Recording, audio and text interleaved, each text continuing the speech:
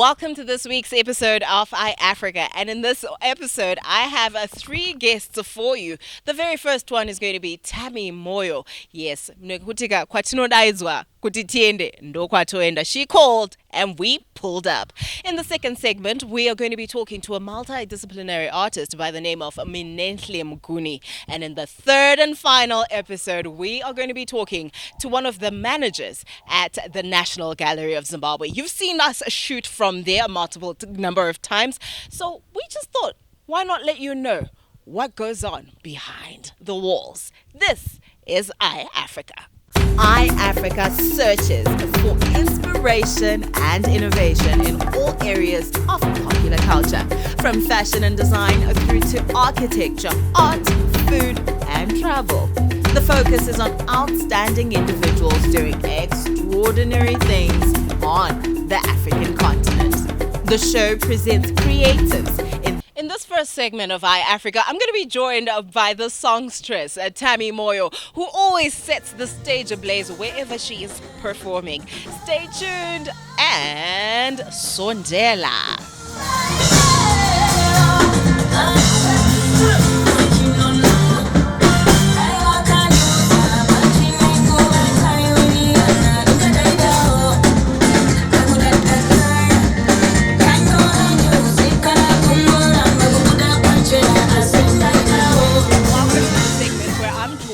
By a very energetic trailblazer of a female musician who's released 3 albums in 4 years. Her latest one has gotten TikToker buzz with people doing my reels and all of that. All I can say is,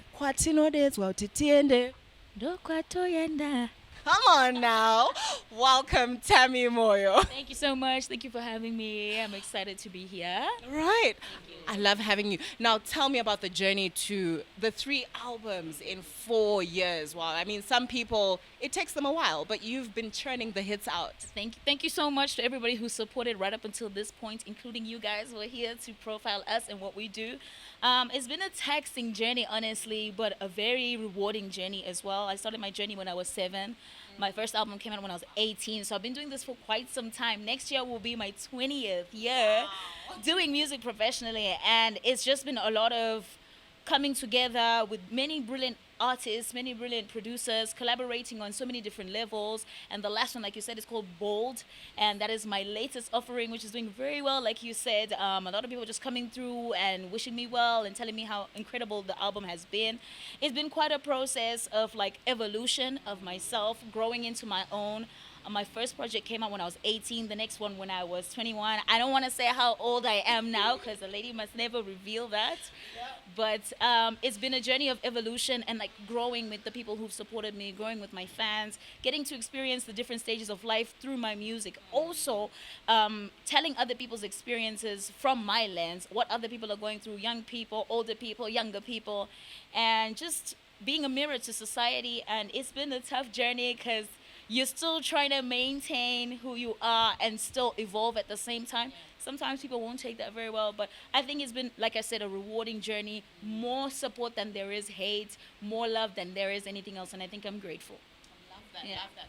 I love that you spoke about the evolution. So Yes. from Butichena Yes. to Bold, what now has inspired the sound on Bold?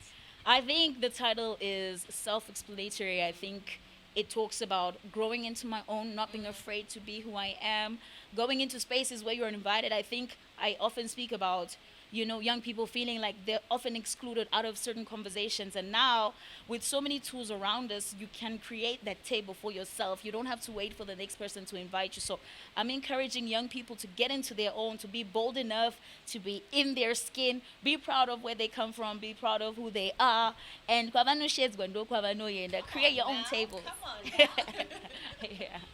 Yeah. How do you stay inspired as you're creating music? Because obviously you've been churning out quite a lot of music Yeah. consistently. How do you stay, plugged in, rather, Yeah. and then you also don't get burnout? I do get burnout. Oh. I do get burnout, but I think it's a part of the human experience. I'm very much a human being, a very much a young female as well, and so I channel everything that's happening around me. Like I said, whatever's going on around me, something that is being spoken of around me, or something that I feel I need to bring to light as well, myself from my experience or watching other people. But I'm also very much inspired by other artists who are killing it in their own very right. From your older artists to your new artists, like there's a lot of evolution in music globally, not just here at home. And so I keep my ears to the ground. I'm always trying to listen in to say what's new, what's fresh, what's vibing, what's old that can be brought back to life. I think music is universal and it is eternal. Even when some of them have left us, their music lives on and it inspires generations and generations of other musicians. And I'm very happy to say that I'm also a part of those musicians who've been inspired by artists who are not with us here anymore, but their music lives on forever. I think that's how I stay inspired. Taking from that, who are some of the artists that have inspired you? I have a very long list of people who inspire me, but I'm just gonna speak about the top four. I think, well, top five now, but I definitely appreciate Shuaniso Maraire, the late, may his soul rest in peace. I also am inspired by Dr. Oliver Mtukudzi and Sam Mtukudzi. I've also had the privilege to work with some of these people that I'm talking about. I appreciate a good Michael Jackson track. And I obviously listen to your Beyonce, Ciara, Rihanna, Chris Brown. But I think a lot of like homegrown sounds. Shout out to Soldier Love as well. I think you can hear a little bit of that in my last project. Just paying tribute to him through what I know how best to do. Just channeling my inner dancehall queen, my inner Soldier Love empress. I have a lot of love and respect for Soldier Love, even though he's late now. I love that you spoke about knowing what to take in and what not to take in because they are the trolls as well. How do you handle the negative energy that comes from the internet trolls? And does it also have an impact on you? It does. It does. I think most of the time we forget that creatives or artists are also human beings. And so no matter how much you try to block it out, there's obviously that one or two opinion that gets to you, but I think what matters most is what you take from it. Whatever's being said on the negative, is it constructive? Is it also coming from someone who is constructive in their own right? You have to know to filter your system to say, I can't take advice from someone who's probably never built anything. You understand? You have to know what to take in and what to take out. And so, yeah, it is some of the stuff that you read online is very painful, but some of it is also very constructive as well. I don't want to say everyone who's out is out to get at you. There's one or two people who are supporting you, or the 1,000 who are supporting you. I think the aim and the goal is to always focus on those who are building into you and feeding the positive side of things and acknowledging you. I mean, I'm a human being. I don't necessarily like everything that I see on the internet. And so I understand if there's other people who also feel they might not appreciate what we do or what I do. It's understandable. But I also feel like sometimes we also have the option to sometimes just look and not share our opinion. But I can't say that for everyone because this is social media. It's open to everyone. It gives the voiceless a voice. And so yeah, just remember when you're online, like you're also leaving your digital footprint as well to especially young people. There's someone who's watching. Maybe you're going to go in for an interview in a week or so. Be very careful what you post online. Otherwise, just learn to filter your system and feed into the positive. Right. As we wrap up, what message do you want to give the young female creatives that are out there that are looking at you boldly taking your place? This is very cliche, but I think trust yourself. I get a lot of young female artists or just young creatives who walk up to me and they say, what has been your advice to us young females? What do you think we should do in order to get to this level or the next level? And I think there's a lot of, like I said, on social media, just around us, a lot of negativity and people feeding into negativity as well. And sometimes people just say things because they can say things, but don't feed into it. Trust yourself. If your gut is telling you that I need to do this, I need to sing R&B, and you're seeing that the space is not allowing for an R&B artist, do what you have to do. Explore until you can't explore anymore, and be the one person that cheers yourself on more than anybody else. Don't wait for other people to come and pat you on the back. Also, don't wait for handouts. I think let people find you building something already. Let people find you in your zone, creating something for yourself. And I think people will just everything will align as long as you know what you need to do, where you want to go, and you don't doubt yourself. Trust your process, trust yourself. And yes, and go and listen to Bold, the album. Maybe you might pick up one or two things, one or two advices from there. I think the music also speaks into life, it speaks into things that other young people are going through, other young females are going through. Don't worry about what people think. Be yourself, be bold enough to be who you are in a society that constantly forces us to conform. And just, yeah, trust your process and pray. Yeah. Thank you so much, Tammy, for availing yourself. I mean, we know that you're in a practice session right now. It's Yes. been amazing having you. Thank you for having me. All the best, and follow, follow, follow. That was Tammy Moyo talking about her evolution in the arts industry and where she sees the arts industry going. I hope you have also been inspired if you're a young woman and you want to get into the arts. No fear. Be bold. Keep pressing on. This is iAfrica. In their home nations, visiting renowned designers, musicians, architects who are leaving their mark on the young continent. Join me, your host, Rugare Mdopani, as we take a round trip across Africa and get to be inspired, motivated, and future-oriented. iAfrica, celebrating the African story.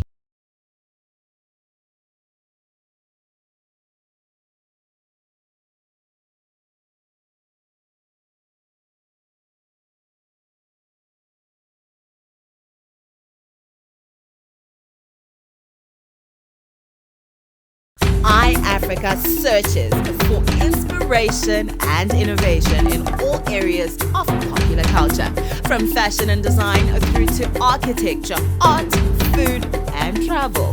The focus is on outstanding individuals doing extraordinary things on the African continent.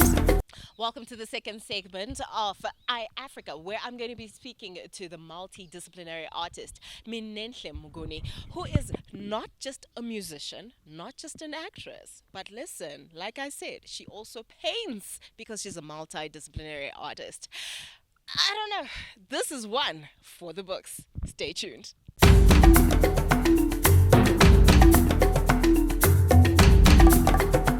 Welcome to this segment of iAfrica, and now I get to hang out with a very effervescent actress. I mean, she's a multidisciplinary artist, but today we're simply focusing on the theatrical side of it, and you will see as I speak to her how theatrical she is.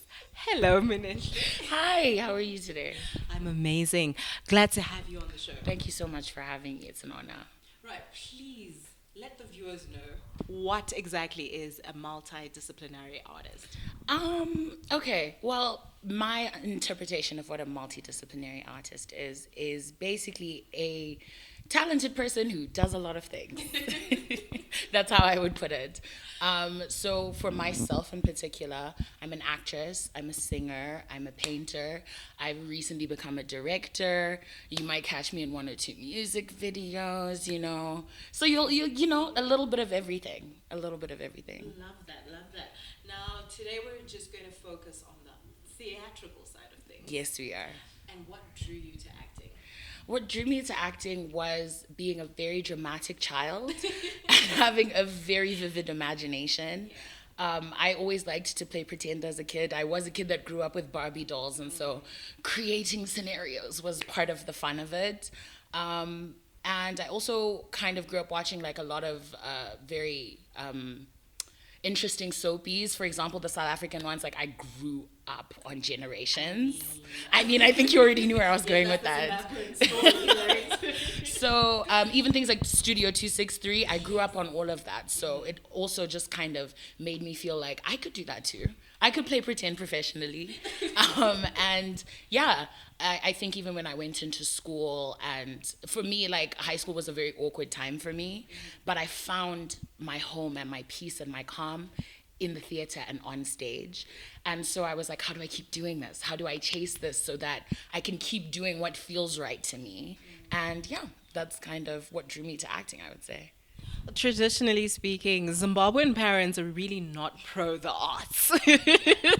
So how did your parents navigate having a child who's a dreamer and who's theatrical like you? Yeah. The funniest thing is, I grew up with a mom who was on ZBC often. My mom used to read the sports news. My mom has always been an athlete and very athletics oriented. And so I can't imagine what it was like to pop out a kid and they're just like, I want to sing, I want to dance around on stage. But I've been so blessed with the most supportive mom. She comes to every show, she streams every song, she's a part of all of it and always is asking how she can help. She, like, every single day I get home and the first thing she asks me is, how was rehearsal? Did you learn anything? What did you do? You know, like she's always been so encouraging. And so it's given me all the bravery and the support I need to chase down this dream. That is really inspiring. What productions have you been in? I've been in quite a few productions over the last few years. I think some notable ones would be I've done a few readings for Almasi. I obviously very much started out at Reps Theatre. I was there in the kind of like teen sector in Reps Teens. And that was also a space that really encouraged me to grow and to push my limits and to see what more I could do. And I would say the productions that have stuck the most with me, I would say for sure Heartbreak Mafia. Obviously, just being able to, first of all, it felt, in the beginning, it felt very much like a hangout with friends where we were doing jam sessions, and then this humongous, amazing, incredible story that we have had the privilege to retell again and again came up, and from that we get nominations, and I won one, and it's just all been like a bit of a roller coaster ride where you think that there's limits, and then the world is like, nah, we can show you more for sure. And it's been an honor and a privilege to be a part of productions like that. Even the show that we're working on now, The Underground Gang, is so, we've done so much work, it feels so personal, and I think that's what sticks with me the most. Just being able to have my own input and being able to really see how a production starts right from the ground into something big and amazing that everybody loves. Yeah. You pointed out being a part of the Reps Theatre. We've seen some production houses, some theatre houses shutting down over the years. How important is it for us to actually have those theatre houses? I think it's very important to continue to give young artists a stage where they can talk about whatever it is they need to get off of their chest. I think it's very important to support the local arts. It's very important to continue to be a part of this kind of culture. It can't just be groove every weekend, you know? Like, go to a play, like be a part of Zimbabweans telling their own stories. And I think that is so important, and places like Reps, places like Jason Pepo are very, very central to that. And I think it's important to keep building those spaces. Yeah. Oh, what would you say for the young woman out there who's watching you right now and is like, listen, in as much as I am also this boisterous character, I would love to be in the arts, but also there's the other side of the arts, because traditionally you always hear the negative side, you never hear the positive side. What would you say to this young girl? Well, I would say to this young girl that, first of all, in any industry in this world, there are positives and negatives. And often, it's very easy to find yourself being discouraged by the negative aspects of what being an artist is like. But I can truly say I'm living my life's purpose. I am the happiest I've been in years because I'm doing what feels right to me. And there are so many benefits to it. I have met and befriended some of the most wonderful people in the world, people I would have had no other way of meeting without being a part of the arts. And it's a way for me to express myself around like-minded people, and that just feels freeing. I feel like I'm never being judged, like I'm not being criticized or looked at under a microscope. Or my mom always used to say to me, when I was because when I was younger I was not that good at maths, so she would always say to me, you cannot judge a fish by its ability to climb a tree, which basically means that we all have our own lane where we will thrive. And I think it's worth it to give it a shot. I think it's worth it to give it a shot and to try it. And if it doesn't work for you, then maybe this is not what you're supposed to be doing. But to discourage yourself simply because of what you've heard and what other people have said, you're robbing yourself of so much happiness when you do that. I love your mom. She's Best, right? she's the best, very wise woman. Where do you see Zimbabwean theatre in the next 5 years? And what is Min'enhle's impact on the industry? Oh gosh, I have my hands in so many pots right now. I am a person that does not want to ever limit myself, and I want to keep pushing myself. I think I will be a part of a lot more theater productions. I'm hoping one of them will be purely written by me, purely scripted by me at some point. Fingers crossed. Where do I see Zimbabwean theater in the next 5 years? This is a growing industry, and I see a lot of bright light and a lot of amazing potential all around.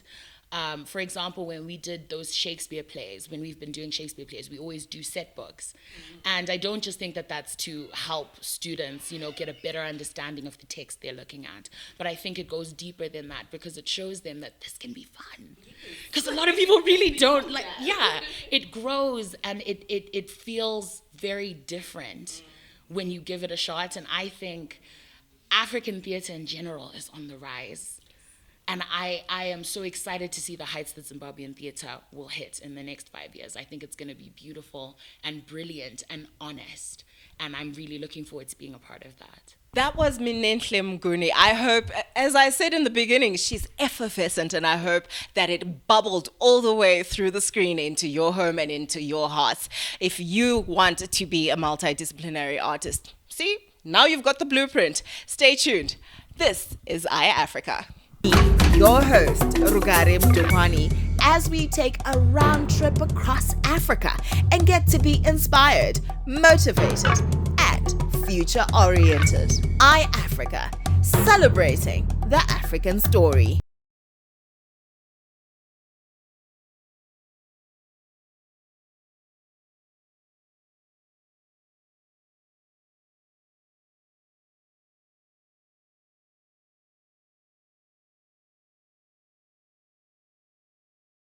iAfrica searches for inspiration and innovation in all areas of popular culture, from fashion and design through to architecture, art, food, and travel.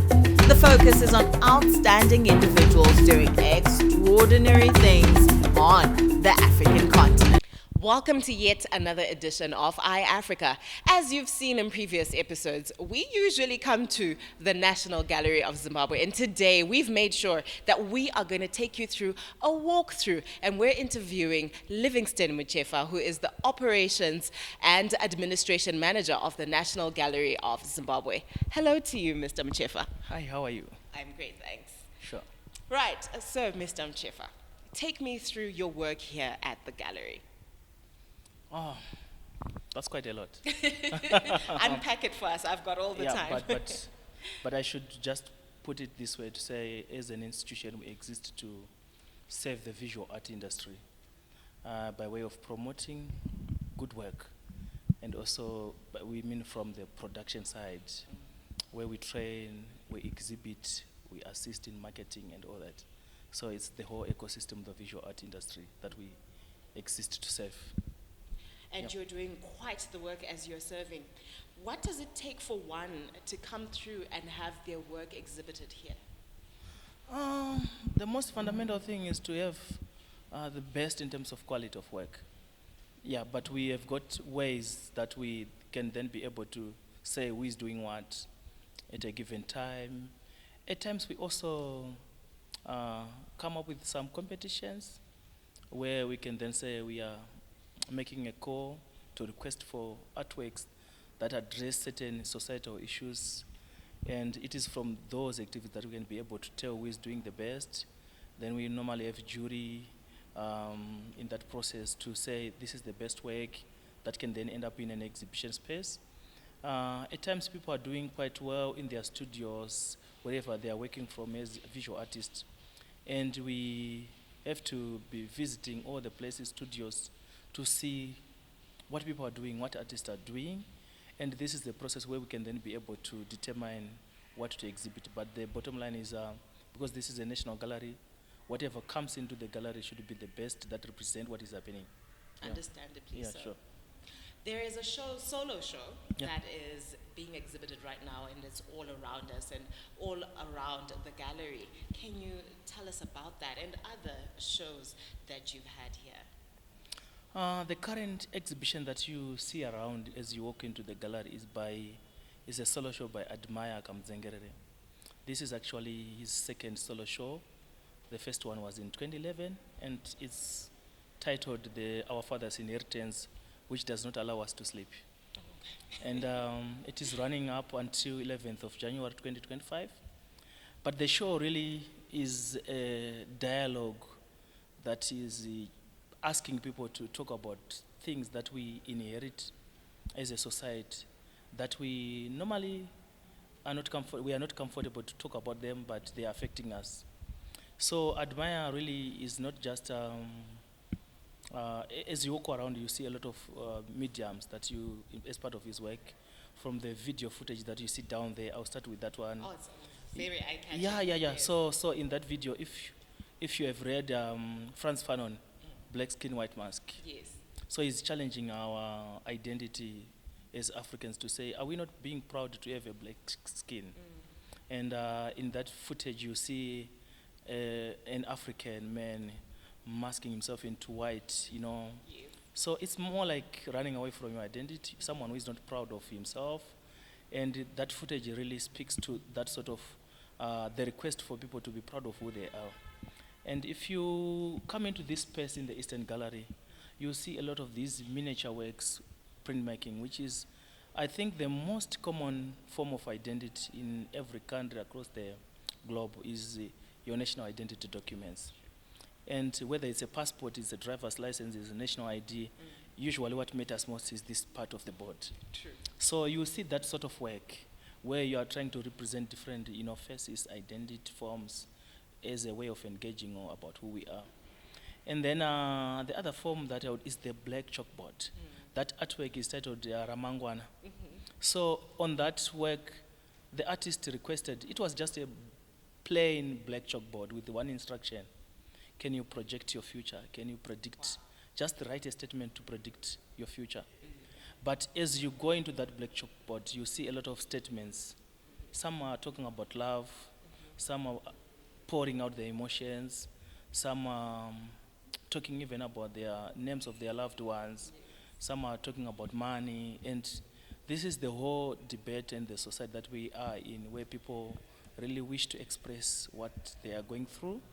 So, because this is our father's inheritance that does not allow us to sleep, there are also traumas that are passed on from generation to generation. There are things that you cannot wish away, but there are also things that people are not comfortable to confront as a society and to talk about. So this is really an exhibition that requests people to dialogue. So it's a further step from just creative work that shows, the beauty of creativity, to a request for dialogue. So this is also an exhibition that has also attracted people, not just art collectors, not just art lovers, but people who are desperate for a platform to express themselves. So this is the kind of show that we are having currently by Admire Kamzengerere. Yeah. What challenges have you been facing as the National Gallery of Zimbabwe? I think on challenges, that's a good question. Over the last few years, remember COVID. Yes. COVID, and the art ecosystem was really affected because art survives on visitorship, tourism, people coming in, buying your work, taking it to other places, and this is how the artists survive. So with the travel restrictions, with the shifting economic priorities, with the Ukraine-Russian war, with the Gaza-Israel war, a lot of our clients have been affected. They can't keep coming, buying the work and all that. But that's one. But we have also seen that some of the artists locally, they've also been affected with the drug and substance abuse because it's a societal challenge now. We have got quite a young generation. Some of them, they are potentially supposed to be very excellent, in their future. But some of them, along the way, they get affected. And this is not just to the art industry, it's everywhere. It's in the families, it's in every other industry. So then I think one of the other challenges has also been to say um, it's a global thing with artificial intelligence. People then trying to copy and work from other people, and because they've got access to it, they've got access to applications and technological devices that can manipulate someone's work, and that kills and the creative work and their uniqueness in terms of what they can do. So some have lost their creative power along the way because they can't rightly use the artificial intelligence or this kind of technological aspects of society. That was the third and final segment of iAfrica for this week. I hope you're definitely going to be going through to see an exhibition or two. Be inspired as you walk through the corridors of the National Gallery of Zimbabwe. This has been iAfrica for this week. I am your host, Rugari Mguni. Bye for now. iAfrica searches for inspiration and innovation in all areas of popular culture, from fashion and design through to architecture, art, food, and travel. The focus is on outstanding individuals doing extraordinary things on the African continent.